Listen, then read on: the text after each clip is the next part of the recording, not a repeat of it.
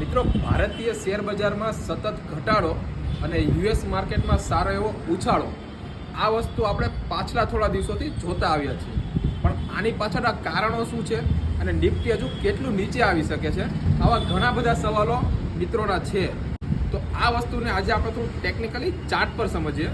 તો ચાર્ટ પર જોતા એવું લાગે છે કે નિફ્ટીની જે ચેનલ બને છે ત્યાં 22,500નો એક સપોર્ટ દેખાય છે. એટલે કે નિફ્ટી હજી 500 થી 600 પોઈન્ટ નીચે આવી શકે એવું મને લાગે છે. આ જસ્ટ મારો વ્યૂ છે. બાકી માર્કેટમાં લોકો વાતો તો એમ પણ કરે છે કે હજુ નિફ્ટીમાં મોટો ઘટાડો બાકી છે. પણ આ સમય મિત્રો સોનાનો સૂરજ ઉગાડે ને એવો સમય તમે માની શકો છો, કારણ કે સારા એવા સ્ટોક બધા ડિસ્કાઉન્ટમાં મળે છે. એટલે મોકો જોઈને ચોકો મારી દેવો જોઈએ. અને બીજું, આવનારા 10 થી 15 દિવસમાં સારી એવી ઇવેન્ટો આવે છે, જેમ કે બજેટ આવવાનું છે, આરબીઆઈની પોલિસી આવવાની છે, અને ત્રીજું કે દિલ્હીમાં ઇલેક્શન છે.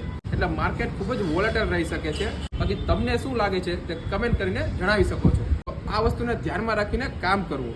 બાકી જે લોકો પણ પેજ પર પહેલી વાર આવ્યા હોય તે પેજને ફોલો કરી દેજો, આ રીલને લાઇક કરી દેજો અને મિત્રો સાથે શેર કરી દેજો. મળીએ કાલે એક નવા કન્ટેન્ટ સાથે. ત્યાં સુધી બધાને જય શ્રી કૃષ્ણ.